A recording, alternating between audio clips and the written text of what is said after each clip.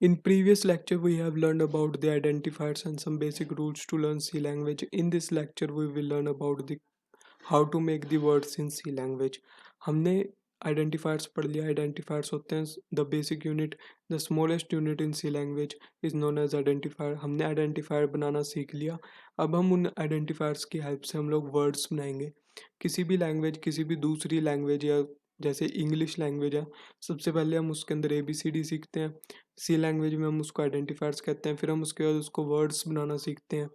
फिर इसीलिए हम सी लैंग्वेज के अंदर अब हम वर्ड्स बनाना सीखेंगे. सो टाइप्स ऑफ वर्ड्स कौन कौन से होते हैं? कॉन्स्टेंट वर्ड्स होते हैं, की वर्ड्स होते हैं, वेरिएबल्स होते हैं. तो सबसे पहले आता है हमारे पास वर्ड्स क्या होते हैं. Group of identifiers are known as words.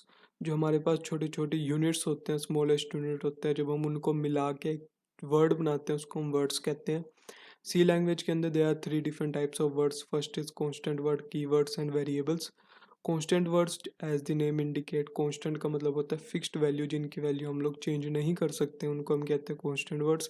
C language के अंदर हम लोग किसी ना किसी डेटा और इन्फॉर्मेशन के ऊपर काम करते हैं.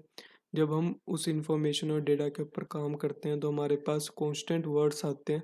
constant वर्ड्स जो होते हैं हमारे पास वो होते हैं जिनकी वैल्यू हम लोग चेंज नहीं कर सकते हैं, जो फिक्स होती है. फॉर एग्जांपल कॉन्स्टेंट वर्ड्स जो होते हैं सी लैंग्वेज के अंदर वो हैं हमारे पास दो टाइप के होते हैं. एक प्राइमरी कांस्टेंट, एक सेकेंडरी कांस्टेंट. प्राइमरी कांस्टेंट्स के अंदर हमारे पास numeric, alphabetic and floating point values आती हैं. तो प्राइमरी कांस्टेंट्स जो होते हैं हमारे पास वो सबसे मिनिमम और सबसे बेसिक कांस्टेंट्स होते हैं, जिनके अंदर हम लोग इंटीजर्स, करैक्टर और फ्लोटिंग पॉइंट के बारे में बात करते हैं. इंटीजर जो होते हैं वो हमारे पास सी लैंग्वेज के अंदर उसको इंट कहते हैं, और वो होते हैं 1 से लेके 9 तक या फर्दर जो न्यूमेरिक वैल्यूज़ होती हैं उनको हम इंटीजर्स कहते हैं. करैक्टर कॉन्स्टेंट्स होते हैं जिनको हम कैर कहते हैं सी लैंग्वेज के अंदर, और ये होते हैं न्यू बेसिक अल्फ़ाबेट्स.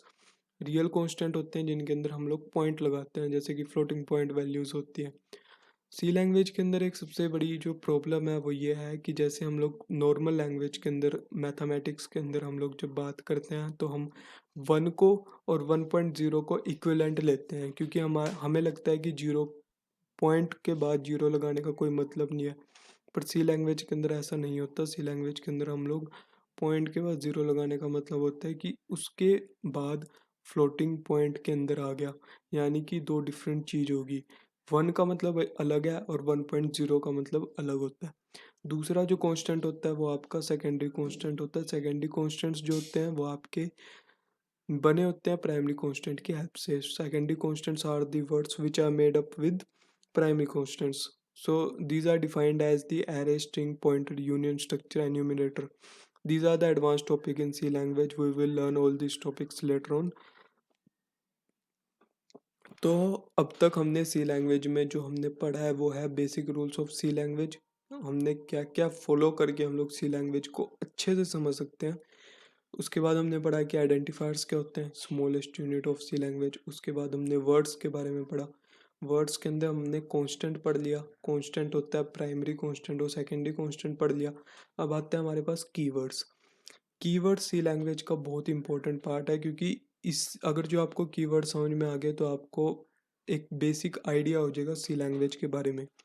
तो जो सी लैंग्वेज है उसके अंदर हम लोग कभी भी प्रोग्राम बनाते हैं. अगर जो आपने फर्स्ट टाइम ये सीख रहे हैं तो आप कोई भी प्रोग्राम सी लैंग्वेज का उठाते हैं तो आपने देखा होगा कि उसके अंदर सबसे पहले दो लाइनें लिखते हैं, hash include stereo dot H and hash include conio dot H. तो इन दोनों लाइंस का मीनिंग क्या है? ये जो लाइनें होती हैं ये आपकी स्टैंडर्ड लाइब्रेरी होती है सी लैंग्वेज की. सी लैंग्वेज की अपनी एक स्टैंडर्ड लाइब्रेरी होती है. हर एक लैंग्वेज की अपनी अपनी लाइब्रेरी होती है जिसके अंदर उसकी इंफॉर्मेशन होती है, उनके जो वर्ड्स होते हैं उनकी इंफॉर्मेशन होती है. उसके उसके जो अंदर जो हम लोग लिखते हैं उनके वर्ड्स को डिफाइन किया होता है. तो कीवर्ड्स जो होते हैं वो आपके प्री डिफाइंड वर्ड्स होते हैं सी लैंग्वेज के अंदर. यानी कि जब हम कीवर्ड्स की बात करते हैं तो there are 32 keywords in C language. सिर्फ 32 कीवर्ड्स हैं सी लैंग्वेज के अंदर जो हमारे पास उन स्टैंडर्ड लाइब्रेरी के अंदर पहले से ही लिखे हुए हैं, प्री डिफाइन है. ठीक है जी. अगर जो आप किसी भी सी लैंग्वेज को स्टार्ट करते हैं तो हम लोग सबसे पहले stereo dot H and conio dot H को एक्सप्लेन करते हैं, लिखते हैं, मतलब एक स्टैंडर्ड लाइब्रेरी को सबसे पहले इंक्लूड करते हैं प्रोग्राम के अंदर। जब वो स्टैंडर्ड लाइब्रेरी इंक्लूड हो जाती है प्रोग्राम के अंदर, तो उससे हमारे पास बेसिक जो 32 कीवर्ड्स जो कीवर्ड्स होते हैं, वो हमारे पास लिंक हो जाते हैं, इंक्लूड हो जाते हैं प्रोग्राम के अंदर। तो 32 कीवर्ड्स कौन कौन से हैं इनमें? As shown in screen, the auto, double, go to, signed, unsigned, break, default, if, size of word, case, enum, int, static, volatile, char, else, etcetera. ये 32 कीवर्ड्स हैं जिनका मीनिंग उन स्टैंडर्ड लाइब्रेरीज में पहले से ही गिवन है। अगर आप इसको सिंपली लिखते हैं तो उनका मीनिंग आपकी स्टैंडर्ड लाइब्रेरी के अंदर पहले से ही मौजूद है, तो आप इसको अपने तरीके से यूज़ नहीं कर सकते। कि मैं अगर जो चाहूँ कि इंटीजर को मैं ऐसे ही लिख दूँ कि इंट लिख दिया मैंने, मान लो सी लैंग्वेज के अंदर इंट लिख दिया, कुछ भी लिख दिया, जैसे कि मैंने इंट लिख दिया, तो उनका जो इंट है वो उनके हिसाब से पहले से ही डिफाइन है। मैं उसको अपने तरीके से नहीं यूज़ कर सकता। तो इसके अंदर जो 32 कीवर्ड्स हैं उनका अपना अपना मीनिंग है। हर एक का मीनिंग आपको जैसे जैसे सी लैंग्वेज हम आगे पढ़ेंगे वैसे वैसे आपको समझ में आता रहेगा। पर जो अब तक जो हमने सीखा है वो है इंट। जो इंट होता है वो आपका न्यूमेरिक वैल्यू होता है, करैक्टर वैल्यू होता है, उसको कैर कहते हैं। और जो हमने फ्लोटिंग पॉइंट वैल्यू, एक वर्ड होता है, वर्ड का मतलब होता है खाली। और एक हमने फ्लोटिंग पॉइंट वाला पढ़ा था, वो पता नहीं कहाँ पे है इसमें। तो इसके अंदर जो होते हैं हमारे पास 32 कीवर्ड्स होते हैं। उन 32 कीवर्ड्स के अंदर ये रहा फ्लोटिंग पॉइंट वाला। फ्लोटिंग पॉइंट वाला आपका फ्लोट से डिनोट होता है। तो ये जो है आपका स्टैंडर्ड लाइब्रेरी के अंदर फिक्स है। तो हम each keyword had its own meaning, इसका अपना अपना एक मीनिंग होता है जिसको हम लोग नॉर्मल वर्ड्स के अंदर यूज़ नहीं कर सकते। तो कीवर्ड्स आपको समझ में आ गया होगा, आई होप सो। अगर नहीं समझ में आया तो प्लीज़ बता देना। तो वेरिएबल्स क्या होते हैं आपके पास? थर्ड जो वर्ड होता है आपका, थर्ड वर्ड यानी कि थर्ड टाइप ऑफ वर्ड जो हम लोग पढ़ने वाले हैं वो है variables. Variables are the words which stores data in the memory. अब सी लैंग्वेज के अंदर हमारे पास, हम लोग जब भी प्रोग्राम बनाते हैं तो हम लोग डेटा को तो स्टोर करेंगे ही। डेटा स्टोर कैसे होता है? हमारे पास मेमोरी में होता है। अब फॉर एग्जांपल एक डेली लाइफ एग्जांपल मैं ले रहा हूँ, जैसे कि हमने कुछ सामान स्टोर करना है तो हम लोग किसी बीकर में स्टोर करते हैं। बिस्किट स्टोर करने हैं तो हम लोग बीकर में स्टोर करते हैं, कुछ और सामान डालना है तो हम लोग किसी भी बॉक्स के अंदर डाल देते हैं। तो वो जो बॉक्स होता है वो आपका होता है वेरिएबल, जो स्टोर करता है डेटा को। अब वो बॉक्स क्या होता है? अब फॉर एग्जांपल हमने अगर जो ऑयल को स्टोर करना है तो हम बोतल के अंदर स्टोर करते हैं, और बिस्किट को स्टोर करना है तो हम एक बड़े कंटेनर के अंदर भी स्टोर कर सकते हैं।